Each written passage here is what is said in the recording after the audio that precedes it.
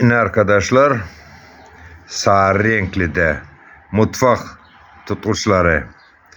Gördünüz mü? Örgü. Bunlar mutfak tutuşları çok güzel. Kalın eliz tutuyorsanız böyle tavaları her bir şeyi tutuşlar, örgü tutuşlar, el yapımı.